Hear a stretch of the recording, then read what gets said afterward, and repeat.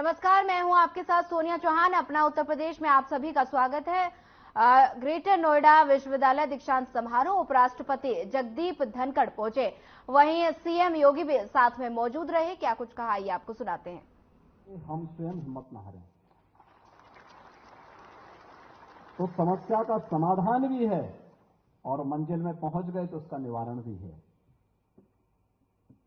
बुद्ध का ये जीवन हम सब के लिए, चाहे वह छात्र हो, चाहे वह शिक्षक हो, चाहे वह उद्यमी हो, चाहे वह जीवन के किसी भी क्षेत्र में है, उन सब के जीवन में बराबर घटित होता है। लेकिन उस राह को कोई उपयोग नहीं करना चाहता। बुद्ध का जीवन अपने आप में बहुत रोमांचक है, प्रेरणादायी है, देश और दुनिया को एक नई राह दिखाने वाला है। हमने उसे किस रूप में स्वीकार किया, यह हम पे निर्भर करता है। जब उन्हें ज्ञान भी प्राप्त होता है, उसकी भी अलग अलग घटनाएं हैं। आपकी तरह ही अंतर केवल इतना है कि बुद्ध राजमहलों में कैद हो गए थे, एक सिद्धार्थ, एक राजकुमार के रूप में। अब अपने शिक्षण संस्थानों में कैद हो जाते हैं।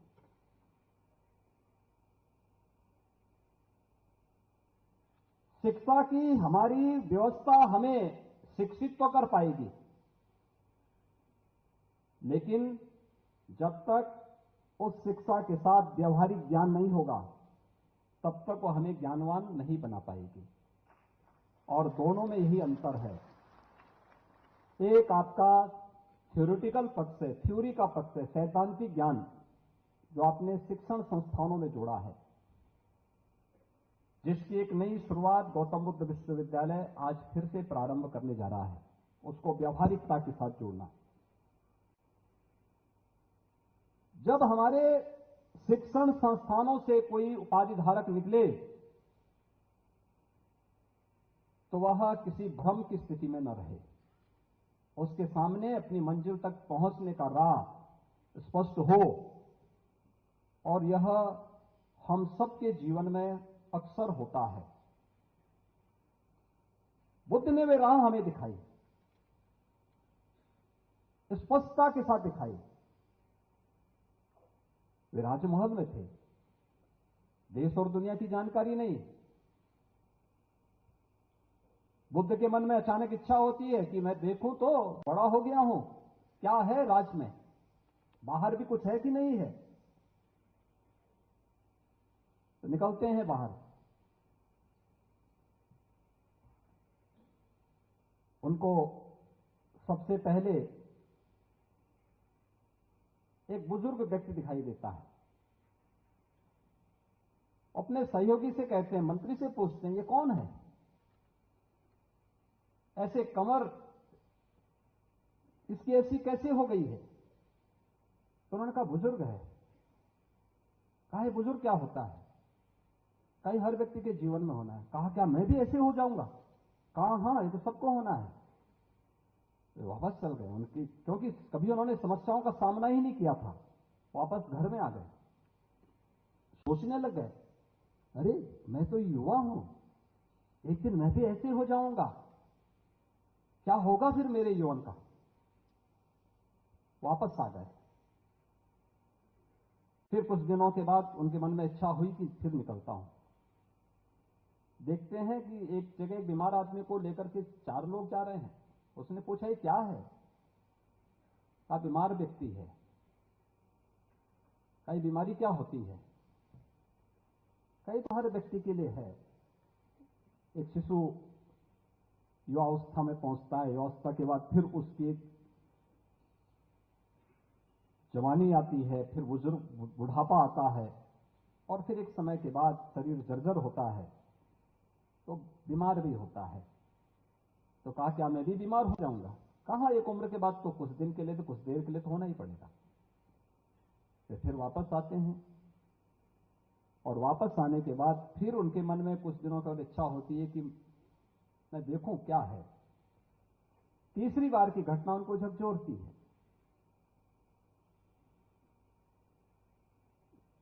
कि 4 लोग कंधा लेकर के एक व्यक्ति को लेकर के चल रहे हैं। उन्होंने कहा, ये क्या है? कहा कि इस व्यक्ति की मृत्यु हो गई थी, उसके सगे संबंधी उसका अंतिम संस्कार करने के लिए लेके जा रहे हैं। का अंतिम संस्कार का मतलब क्या होता है? कहा, मृत्यु क्या होती है? तो मृत्यु के बारे में सिद्धार्थ जानने की इच्छा से जब उनको पता लगता है कि एक दिन ये शरीर नष्ट हो जाएगा, जीवन की जो शाश्वतता हम सोचते हैं राजमहलों में वह नहीं रहेगी, तो बुद्ध अब शाश्वत खोज में निकल पड़े। शाश्वत शांति की खोज कहां होगी, कैसे प्राप्त होगी, कैसे हम इसे प्राप्त कर सकते हैं, और फिर वह सब कुछ छोड़ करके निकल पड़ते हैं। उन्होंने जीवन में ज्ञान प्राप्त करने के बाद 3 उपदेश दिए हैं अपने शिष्यों को, अपने अनुयायियों को। पहला उपदेश क्या है? धम्मं शरणं गच्छामि। आपने यहां जब विश्वविद्यालय के कुलपति आपको दीक्षांत उपदेश दे रहे थे, दीक्षांत उपदेश भी भारत के गुरुकुल की परंपरा में उपनिषदों की 33 उपनिषद के उपदेश हैं, जिसमें एक गुरु शिक्षा के उपरांत अपने शिष्य को उपदेश दे रहा है। उपदेश क्या है? भाई, तुमने जो कुछ भी अर्जित किया है इसका सार क्या है? पूर्व प्रधानमंत्री चौधरी चरण सिंह की जयंती और किसान सम्मान दिवस 2023 पर आयोजित कृषकों, कृषि उद्यमियों और एफपीओ एवं कृषि वैज्ञानिकों के सम्मान समारोह में मुख्यमंत्री योगी आदित्यनाथ शामिल हुए। क्या कुछ कहा, आइए आपको सुनाते हैं।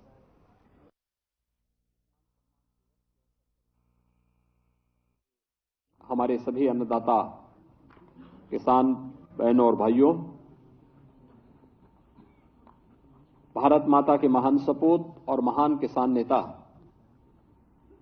देश के पूर्व प्रधानमंत्री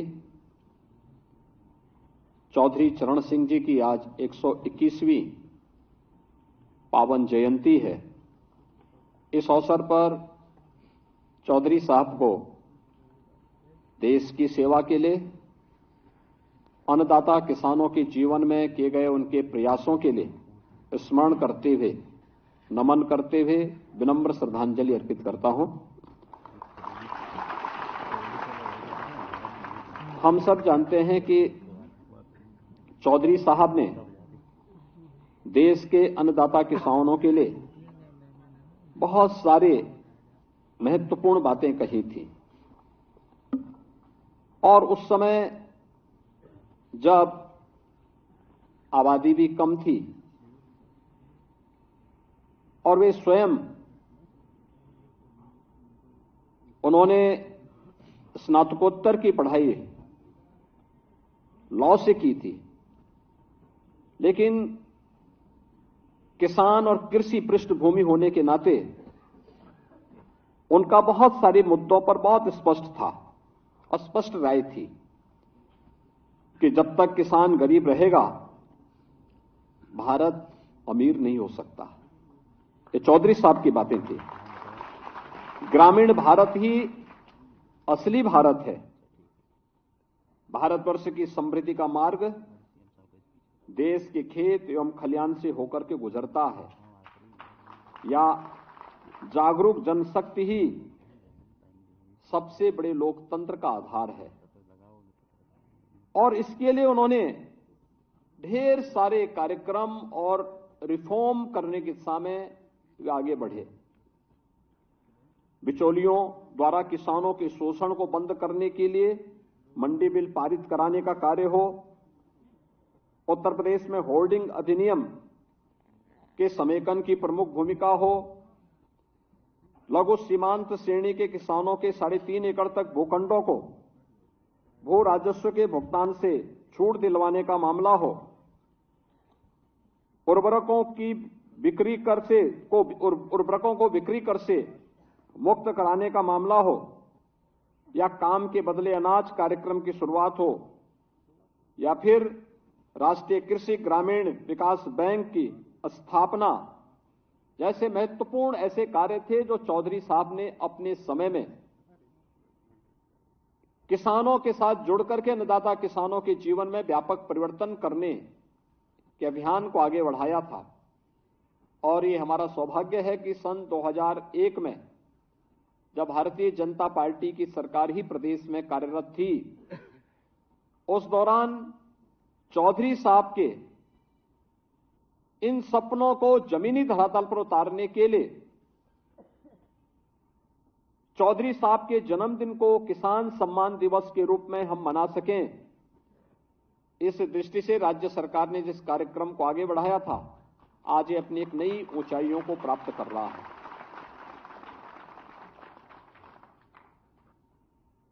वे स्वतंत्रता संग्राम सेनानी थे, अच्छे प्रशासक थे और एक महान किसान नेता भी थे। आज उनकी 121वीं पावन जयंती है। इस अवसर पर उनके स्मरण को नमन करते हुए मैं प्रदेश सरकार और प्रदेशवासियों की ओर से उन्हें विनम्र श्रद्धांजलि अर्पित करता हूं। भाइयों बहनों, पिछले 9-9.5 वर्ष के अंदर हमने बदलते हुए भारत को देखा है। पहली बार देश के अन्नदाता किसानों ने इस बात को महसूस किया है कि किसान भी किसी सरकार के प्राथमिक एजेंडे का हिस्सा है। इसके लिए प्रधानमंत्री मोदी जी के नेतृत्व में जो कार्यक्रम चले हैं पिछले 9.5 वर्ष के अंदर, वे हम सबके सामने हैं। किसान की उपज को सुरक्षा की गारंटी देना, प्रधानमंत्री फसल बीमा योजना का कार्यक्रम हो, या प्रधानमंत्री कृषि सिंचाई योजना के कार्यक्रम,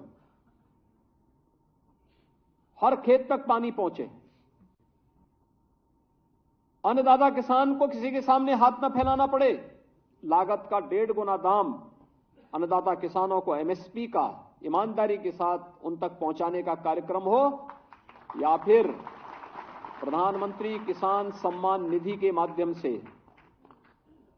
अन्नदाता किसानों के जीवन में व्यापक परिवर्तन करते हुए अब तक 15 किस्त प्रधानमंत्री किसान सम्मान निधि का हमारे अन्नदाता किसानों के पास पहुंच चुका है। अकेले उत्तर प्रदेश में 2,61,00,000 किसानों के खाते में 60,000 करोड़ रुपए से अधिक की राशि पहुंच चुकी है और बिना भेदभाव के पहुंच रही है। भाइयों बहनों, ढेर सारे परिवर्तन और ढेर सारे रिफॉर्म करते हुए कृषि को भी हम लाभकारी बना सकते हैं। आज इस दिशा में जो प्रयास प्रारंभ हुए हैं, उत्तर प्रदेश की दृष्टि से ही अगर हम देखेंगे, लगभग 22 से 23 लाख हेक्टेयर लैंड को तो हमने सिंचाई की अतिरिक्त सुविधा दी है। ढेर सारे कार्य किस पे किए जा रहे हैं अभी इन कार्य। मुरादाबाद में पूर्व प्रधानमंत्री चौधरी चरण सिंह की 51 फीट ऊंची प्रतिमा का अनावरण एवं किसान महासम्मेलन कार्यक्रम में मुख्यमंत्री योगी आदित्यनाथ सम्मिलित हुए। क्या कुछ कहा, आइए आपको सुनाते हैं। उपस्थित हैं जिले से भी श्री घनश्याम सराफ जी, श्री सौमीर सांगवान जी, श्री विशंबर वाल्मीकि जी, श्री घनश्याम सराफ जी हो गया, श्री पूर्व विधायक किसान मोर्चा के अध्यक्ष श्री सुखेंद्र मांडी।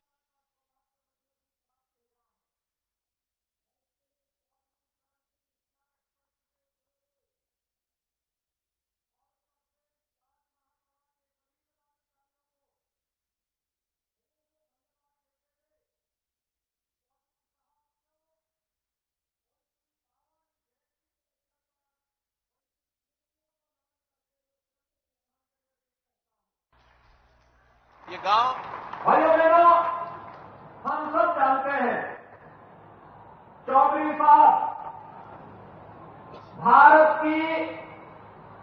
अर्थव्यवस्था की गहराई जानकारी रखते थे और इसीलिए उन्होंने इस बात को बड़ी स्पष्टता के साथ कहा था। उन्होंने कहा था कि अगर किसान गरीब रहेगा तो भारत समृद्ध नहीं हो सकता। भारतवर्ष की समृद्धि का राज गांव के खेत और खिलौने